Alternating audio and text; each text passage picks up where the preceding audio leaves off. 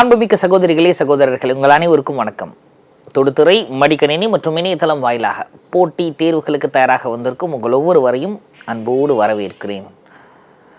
இந்த பதிவில் குரூப் 1 மெயின்ஸுக்கு, அதுவும் குறிப்பாக சிலபஸ் மாற்றினதுக்கப்புறம் ஒரு சில சேஞ்சஸ் கொண்டு வந்தாங்க இல்லையா, அப்படி புது சிலபஸ் வந்ததுக்கப்புறம் அதில் குரூப் 1 மெயின்ஸில் பேப்பர் 3ல் யூனிட் 2 சயின்ஸ் அண்ட் டெக்னாலஜி, இந்த சயின்ஸ் அண்ட் டெக்னாலஜி பற்றி தான் இந்த பதிவில் நம்ம பார்க்க போகிறோம். கடந்த பதிவுகளையும் சயின்ஸ் அண்ட் டெக்கில் புதுசாக ஆட் பண்ண டாபிக்ஸ் மட்டும் பார்த்துக்கிட்டு இருந்தோம். அந்த வரிசையில் இன்றைக்கி பார்க்கக்கூடியது ரொம்ப எளிமையான டாபிக் அப்படின்னே சொல்லலாம், ரொம்ப பிடிச்சமான டாபிக் அப்படின்னு சொல்லலாம். இவ்வளோ பில்டப்பாக இருக்கே, அப்படி என்ன டாபிக் தாயா, சயின்ஸ் அண்ட் டெக்கில் பிடிச்ச டாபிக் இருக்கா அப்படின்னு யோசிக்கிறீங்களா? எஸ், வைல்ட் லைஃப் கன்சர்வேஷன் அப்படின்றத பற்றி தான் இந்த பதிவில் நாம் இப்போ பார்க்க இருக்கிறோம். வைல்ட் லைஃப் கன்சர்வேஷன், வனவிலங்கை பாதுகாத்தல். பொதுவாகவே வனவிலங்குனாலே நமக்கு பிடிக்கும் இல்லைங்களா. இந்த வைல்ட் லைஃப் கன்சர்வேஷன் அப்படின்றது நமக்கு இங்கே சயின்ஸ் அண்ட் டெக்லையும் கொடுத்துருக்குறாங்க, என்விரான்மெண்ட்லேயும் இதே டாபிக் அப்படியே ரிப்பீட் ஆகுது. ஆனால் இது டைரெக்டாக கொடுக்கல, இன்டைரக்டாக என்விரான்மெண்ட் அண்ட் ஈகாலஜியில் கொடுத்துருக்குறாங்க வைல்ட் லைஃப் கன்சர்வேஷன் அப்படின்றத. ஓகே, ஸோ இப்போது வைல்ட் லைஃப் கன்சர்வேஷன் அப்படின்னா என்ன அப்படின்றதை நாம் இந்த பதிவில் இதில் பார்க்க இருக்கிறோம். அப்போ வைல்ட் லைஃப் கன்சர்வேஷன் ஒரு டெஃபனிஷன் வேணும்ல. பொதுவாகவே நான் எல்லா பதிவுகளையும் சொல்லியிருப்பேன், ஒரு டாபிக் அப்படின்னா ஃபஸ்ட்டு அந்த டாப்பிக்கில் நமக்கு டெஃபனிஷன் வேணும். திருத்தரவங்க என்ன பண்ணுறாங்க அப்படின்னா, அந்த டாப்பிக்கு நீங்கள் கொடுக்குற டெஃபனிஷனை வச்சே அவங்க ஒரு முடிவுக்கு வந்துடுறாங்க. ஓகே, அந்த டெஃபனிஷனே தரமாக எழுதியிருக்க அந்த பையன் அப்படின்னா கண்டென்ட் கண்டிப்பாக சரியாக இருக்கும். இல்லைப்பா, டெஃபனிஷனே அவன் சொந்தமாக ஏதோ குறை எழுதி வச்சுருக்கான்ப்பா, ராவா எழுதியிருக்கான் அப்படின்னா அப்போ கண்டென்ட்டும் அவன் ஏதோ தெரிஞ்ச மாதிரி எழுதியிருக்கிறான் அப்படின்ற மாதிரி ஒரு மித், ஒரு தாட் வந்துடும். ஸோ அப்போ அதனால தான் சொல்கிறது, டெஃபனிஷன்ஸை தயவு செய்து மகப்படிக்கிற மாதிரியாக அடிச்சிருங்க. டெஃபனிஷன் ஸ்டாண்டர்டாக இருந்ததுன்னா நம்ம ஆன்சர் ஸ்டாண்டர்டாக இருக்கும் அப்படின்னு திருத்துறவங்க நம்புகிறாங்க. சரியா? எஸ். ஸோ இப்போ ஃபஸ்ட்டு ஒரு டெஃபனிஷன், வைல்ட் லைஃப் கன்சர்வேஷன் அப்படின்னா அதுக்கு டெஃபனிஷன் கொடுக்கணும் இல்லைங்களா. ஃபாரஸ்ட் கன்சர்வேஷனை பேஸ் பண்ணி ஒரு டெஃபனிஷன் கொடுக்குறோம். Conservation of forest is the practice of planting more trees and maintaining the forest areas for the sustainability for future generations. அப்போ காடுகள் அப்படின்னு சொல்கிறோம் இல்லையா, வனம். இந்த வன பாதுகாப்பு அப்படின்றது எதிர்கால சந்ததியினரின் நிலைத்தன்மைக்காக அதிக மரங்களை நட்டு காடுகளை பராமரித்தல் அப்படின்னு சொல்லி கொடுத்துருக்குறாங்க. சரி, நல்லாவே தெரிஞ்சிருச்சு. ஓகே, அப்போ வைல்ட் லைஃப் கன்சர்வேஷனுக்கு ஏன் எடுத்தோன்னா நம்ம ஃபாரஸ்ட் கன்சர்வேஷன் பற்றி பேசுகிறோம். இதுக்கு லிங்க் இருக்கணும்ல. டாபிக் என்ன? வைல்ட் லைஃப் கன்சர்வேஷன், வனவிலங்கு பாதுகாப்பு. ஆனால் டெஃபனிஷன் நம்ம எதை சொல்லி வச்சுருக்கோம்? ஃபாரஸ்ட் கன்சர்வேஷனை சொல்லி வச்சுருக்கோம். என்ன அது? எஸ், இது ரெண்டுக்குமே மிகப்பெரிய ஒரு ஒற்றுமை இருக்கிறது. காடுகள் பாதுகாப்பாக இருந்தால்தான் காடுகளில் வாழக்கூடிய வைல்ட் லைஃப் வனவிலங்குகள் இல்லையா, ஃப்ளோரா அண்ட் ஃபானா அப்படின்னு அழகாக சொல்கிறோம். இந்த ஃப்ளோரா அண்ட் ஃபானா அப்போ தான் அது வந்து பாதுகாப்பாக இருக்க முடியும். ஸோ புரியுதுங்களா? அப்போ அதனால தான் எடுத்தோன்னா நம்ம கன்சர்வேஷன் ஆஃப் ஃபாரஸ்ட் அப்படின்னு சொல்கிறோம். சரி, ஃபாரஸ்ட் கன்சர்வ் பண்ணுறாங்க அப்படின்னா இப்போ ஃபாரஸ்ட் அழிக்கிறாங்களா? எஸ், அதுவும் செய்கிறார்கள். இப்போ டீஃபாரஸ்டேஷன். அப்போ deforestation is the permanent destruction or loss of the forest for the expansion of lands for agriculture, livestock and for developmental activities. அப்போ காடு அழிப்பு அப்படின்றது விவசாயம் மற்றும் கால்நடைகள் போன்றவற்றிற்காக நிலங்களை விரிவுபடுத்துவதற்காக நிரந்தர அழிவு அல்லது காடுகளை இழப்பதாகும். அப்போது இந்த காடுகளை நம்ம அழிச்சிட்டு விவசாயம் பண்ணாலும் அது தப்பு தான் இல்லைங்களா. அந்த காடுகளை அழிச்சிட்டு டெவலப்மெண்ட் நான் பண்ணுறேன் அப்படின்னாலும் தப்பு தான். காரணம், காடுகளை அழிப்பதால் வனவிலங்குகள் பாதிக்கப்படுகிறது. அப்போது என்விரான்மெண்ட் அண்ட் ஈகாலஜியில் நம்ம ஃபுட் வெப் அப்படின்னு ஒரு விஷயம் சொல்லியிருப்போம், உணவு வலை, உணவு சங்கிலி அப்படின்னு சொல்லுவோம் இல்லைங்களா. எஸ். ஸோ அப்போது அந்த சங்கிலி ஏதாவது ஒரு இடத்துல பிரேக் ஆயிடுச்சு அப்படின்னா யோசிச்சு பாருங்கள், சங்கிலின்றது தொடர்ச்சியாக இருக்கக்கூடிய ஒன்று, அதில் ஏதோ ஒரு இடத்துல கட் ஆயிடுச்சுன்னா எல்லாருக்குமே பாதிப்பு. ஸோ புரியுதுங்களா? அதனால தான் நம்ம அதீத முக்கியத்துவத்தை இந்த வைல்ட் லைஃப் கன்சர்வேஷனில் கொடுத்துக்கிட்டு இருக்கிறோம். எஸ், ஏன் இந்த ஃபாரஸ்ட் அப்படின்றத நம்ம வந்து கன்சர்வ் பண்ணணும்? அப்போ அதுக்கான காரணம் தெரியணும்ல. Okay, forest are the important natural resource and are beneficial to humans in several ways. காடுகள் தான் ஒரு முக்கியமான இயற்கை வளம், இது மனிதனுக்கு பல்வேறு நன்மைகளை வழங்குகிறது. அப்படியா? அப்படி என்னென்ன நன்மைகளை வழங்குகிறது? முதல் நன்மை என்னன்னு பார்ப்போமா? உணவு அப்படின்றதெல்லாம் நமக்கு தேவைதான். உணவு, உறைவிடம், உடை, இதெல்லாம் நமக்கு தேவை சொல்கிறோம் நம்ம. ஏன்னா தமிழ் இலக்கியங்களே இதுதான் சொல்லுது. ஒண்டி கொடுத்தோர் உயிர் கொடுத்தோரே அப்படின்னு சொல்கிறாங்க. அதே மாதிரி மணிமேகலை எடுத்துக்கிட்டோம் அப்படின்னா மண்ணுயிர்க்கெல்லாம் உண்டியும் உடையும் உரையுள்ளும் அல்லது கண்டதில் அப்படின்னு சொல்லி அறம் எனப்படுவது யாதனை கேட்பின் அப்படின்ற பாடலில் சொல்கிறார் சீத்தலை சாத்தனார்.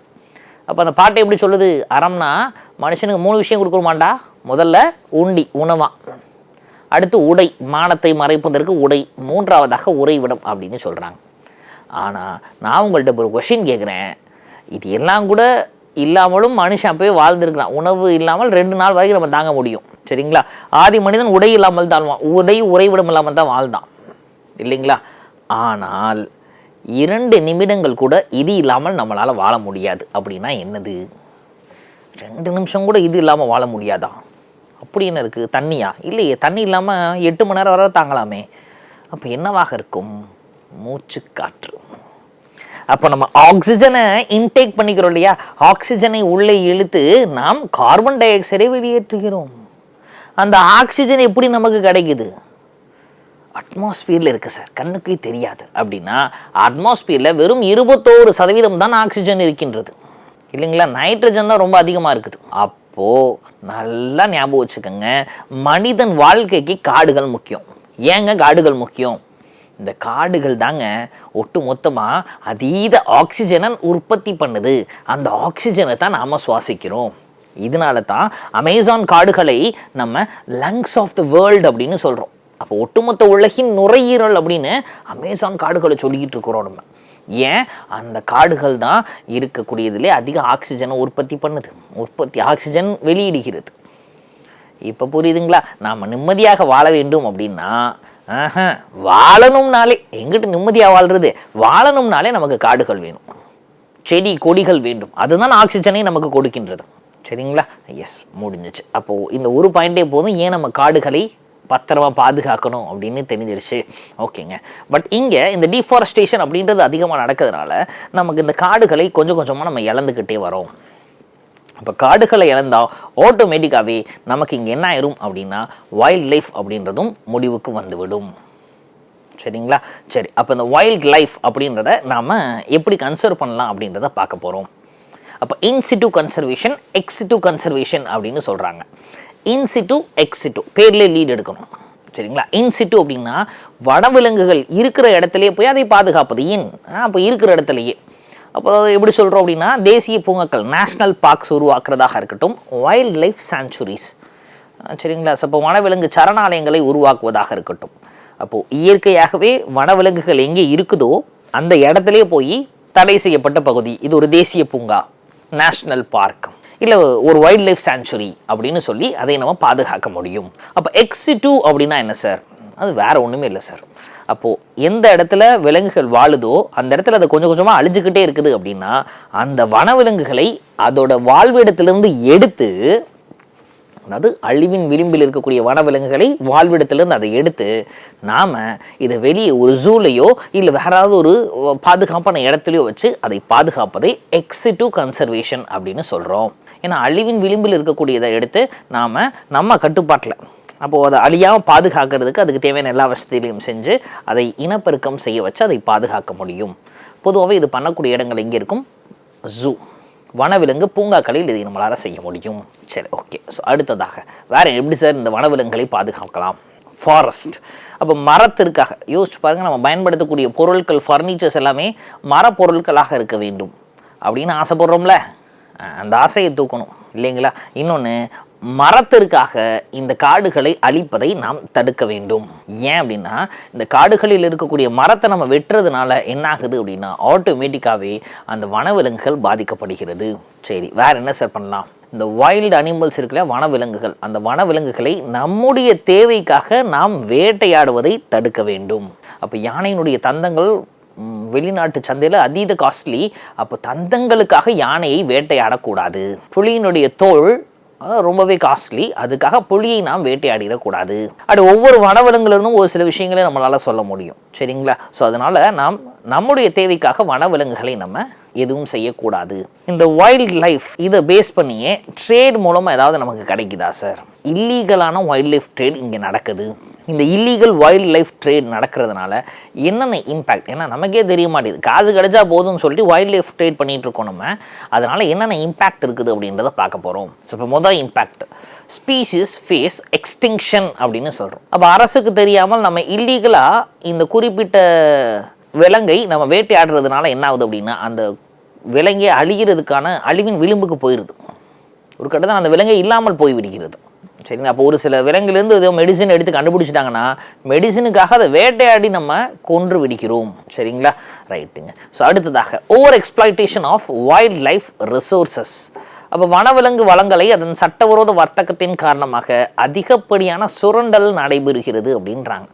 ஆமாம். அப்போ இந்த வைல்ட் லைஃப், குறிப்பாக அந்த சந்தன மரம், அகில் மரம், இது எல்லாத்தையுமே நாம் இல்லீகலாக வெட்டுறதுனால என்ன ஆகுனா, அந்த ஈகோ சிஸ்டம்னு சொல்கிறோம் இல்லைங்களா, அப்போது உணவு வலையாக இருக்கட்டும், இருக்கக்கூடிய சுற்றுச்சூழலாக இருக்கட்டும், அது எல்லாமே ஒரு இம்பேலன்ஸ் ஆயிடுது. அப்போ இவ்வளோ நாள் நல்லா நிழல் கொடுத்துக்கிட்டு இருந்த இடத்துல நிறைய பறவைகள், செடிகள், கொடிகள்லாம் வளர்ந்துருக்கும். திடீர்னு அந்த இடத்துல இருக்க சந்தன மரத்தெல்லாம் நம்ம வெட்டி போட்டோம் அப்படின்னா அந்த இடமே காடு மாதிரி இருக்காது, புதுசாக வேறு ஏதோ ஒரு இடம் மாதிரி மாறிடும்.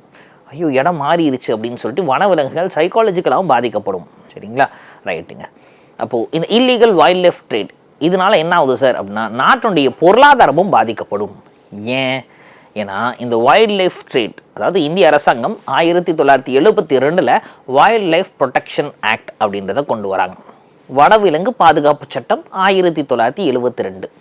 அப்போ இதன்படி வனவிலங்குகளை வேட்டையாடக்கூடாதுன்னு சொல்லிடுறாங்க. அதையும் மீறி அரசாங்கத்துக்கு தெரியாமல் வேட்டையாடுவதால் நமக்கு இங்கே பிளாக் எக்கானமி அப்படின்னு சொல்கிறோம்.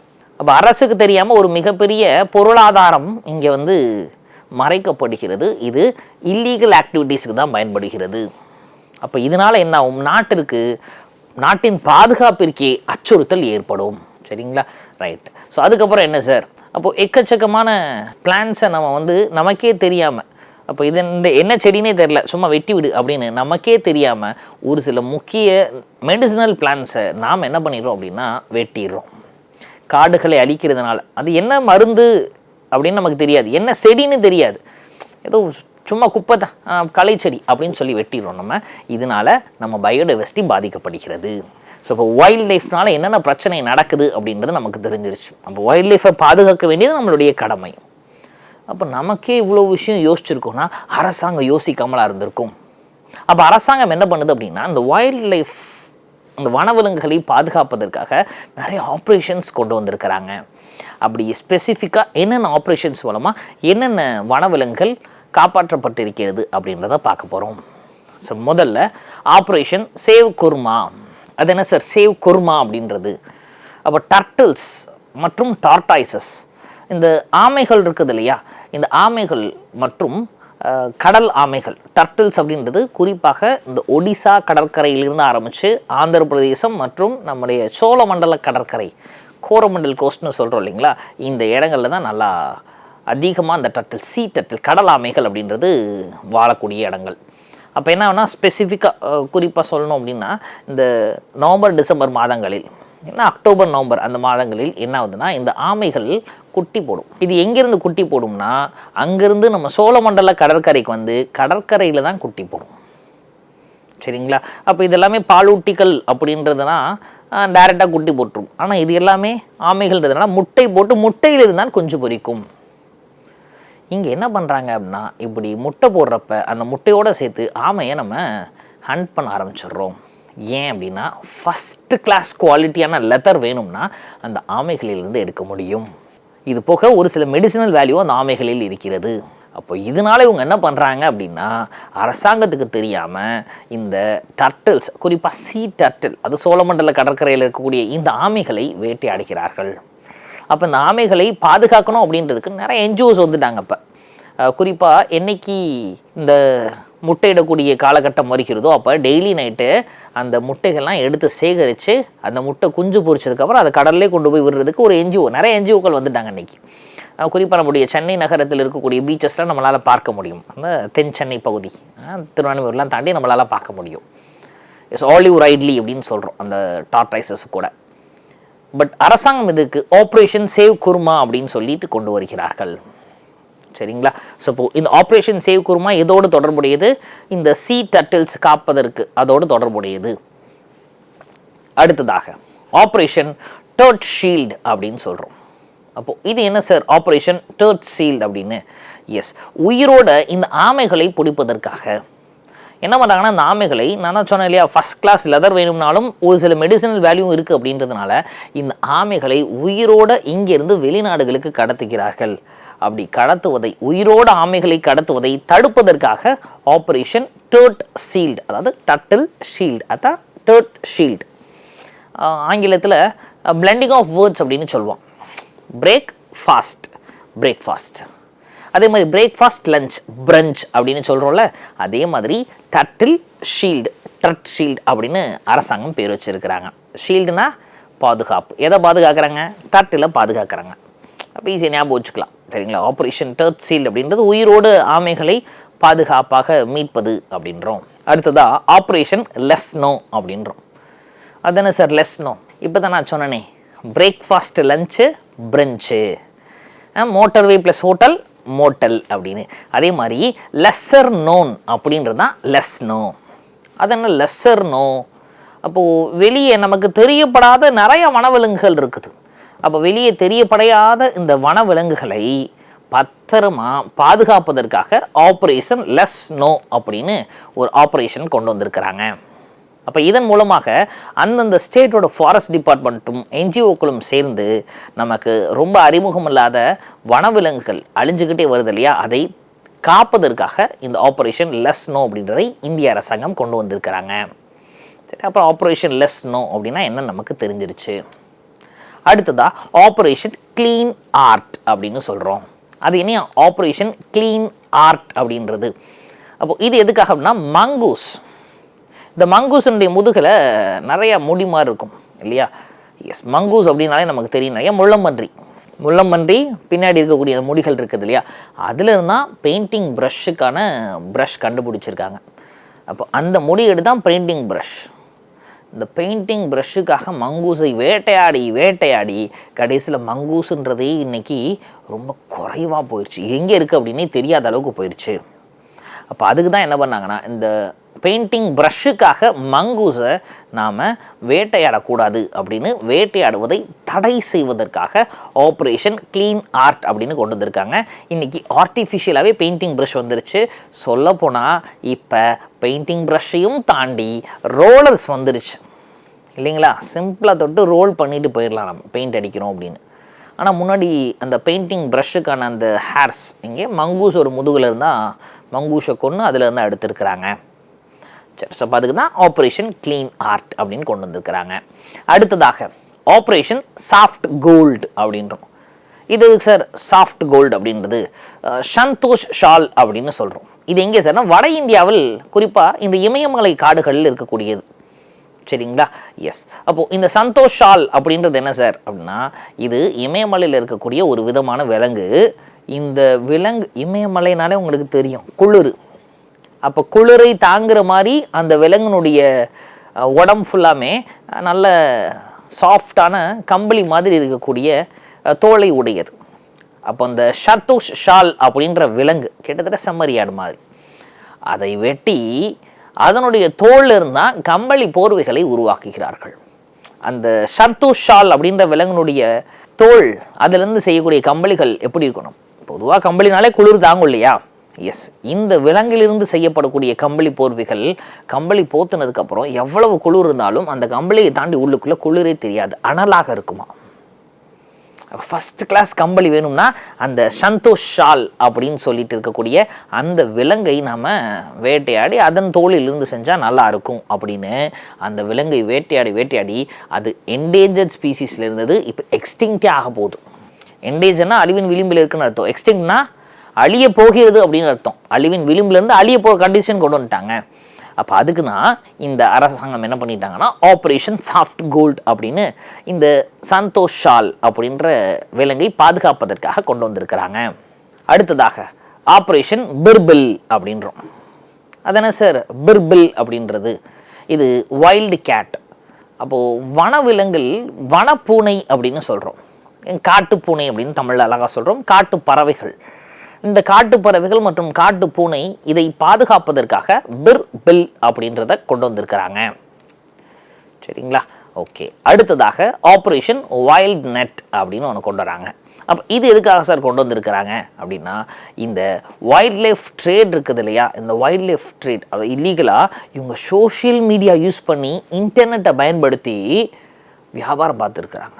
அதாவது என்னென்னா, மேற்கு தொடர்ச்சி மலையில் இவங்களுக்கு ஏதோ ஒரு விலங்கு கிடச்சிருக்கு, விலங்கு வேட்டையாடி இருக்காங்கன்னா, அவங்க வெஸ்டர்ன் காட்ஸில் ஊட்டியில் உட்காந்துக்கிட்டு ஆன்லைனில் சோஷியல் மீடியா யூஸ் பண்ணி இன்டர்நெட் யூஸ் பண்ணி வேறு ஏதோ வெளிநாட்டில் இருக்கவங்கள்ட்ட டீல் பேசிக்கிட்டு இருக்காங்க. பாருங்கள், இல்லீகலாக வைல்ட் லைஃப்பை வேட்டையாடுறதே தப்பு, வேட்டையாடி ஆன்லைனில் விற்றுக்கிட்டு இருக்கிறாங்க. அதுக்கு ஸ்பெசிஃபிக்காக ஒரு சில ட்ரேடர்ஸ்லாம் குரூப் க்ரியேட் பண்ணி வச்சுருக்கிறாங்க. அப்போது இவங்களை தேடி வனவிலங்கு வேட்டையாடினேல அந்த மாதிரி ஆட்களை வேட்டையாடுவதற்காக அரசாங்கம் கொண்டு வந்து தான் ஆப்ரேஷன் வைல்ட் நெட் அப்படின்னு. இந்த ஆப்ரேஷன் வைல்ட் நெட்டின் அடிப்படையில் சோஷியல் மீடியா, சோஷியல் நெட்வொர்க்ஸில் வைல்ட் லைஃப்பை பேஸ் பண்ணி என்னென்ன போஸ்ட் வருது அப்படின்றத ஒரு விஜிலன்ஸ் டீம் உட்காந்து பார்க்குறாங்க. அவங்க பார்த்து இந்த மாதிரி வைல்ட் லைஃப் இல்லீகல் ட்ரேட் நடந்தது அப்படின்னா அவங்கள அரெஸ்ட் பண்ணுறாங்க. ஸோ இப்போ இதனாலையும் வைல்ட் லைஃப் ட்ரேட் தடுக்கப்படுகிறது. அதான் ஆன்லைன் மூலமாக ட்ரேட் பண்ணுறது தடுக்கப்படுகிறது, பட் ஆஃப்லைனில் ஸ்டில் நடந்துக்கிட்டு தான் இருக்குது இல்லைங்களா. ஓகே, அடுத்ததாக ஆப்ரேஷன் ஃப்ரீ ஃப்ளை. அதுனா சார் ஃப்ரீ ஃப்ளை? அப்போ ஒரு சில குறிப்பிட்ட பறவைகளை இந்திய அரசாங்கம் என்ன பண்ணுது அப்படின்னா, ஷெட்யூல் ஏ, ஷெட்யூல் பி, ஷெட்யூல் சின்னு பிரிச்சிருக்கு. சரிங்களா.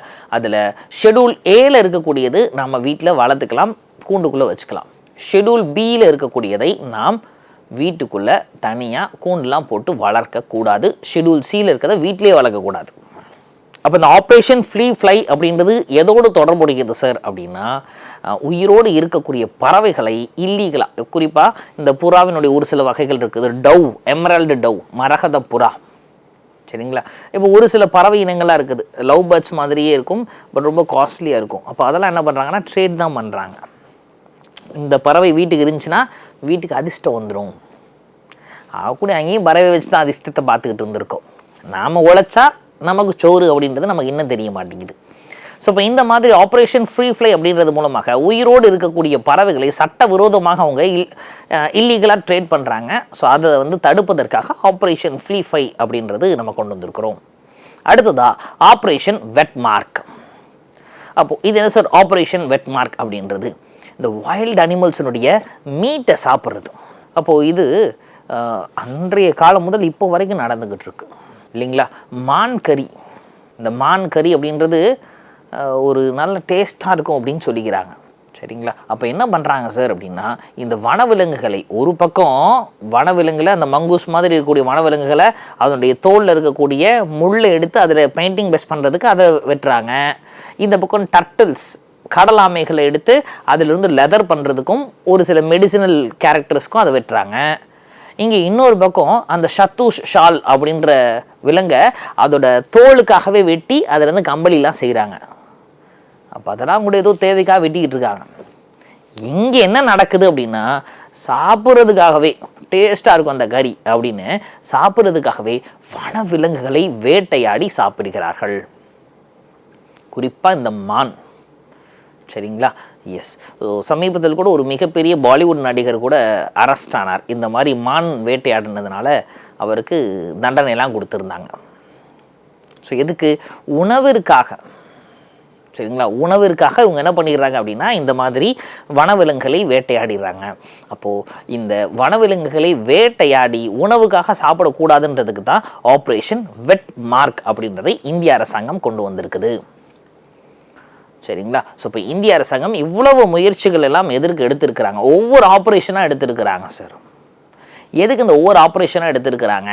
ஏன் அப்படின்னா, இங்கே மாதிரி இருக்கக்கூடிய வனவிலங்குகளை பாதுகாப்பதற்கு தான்.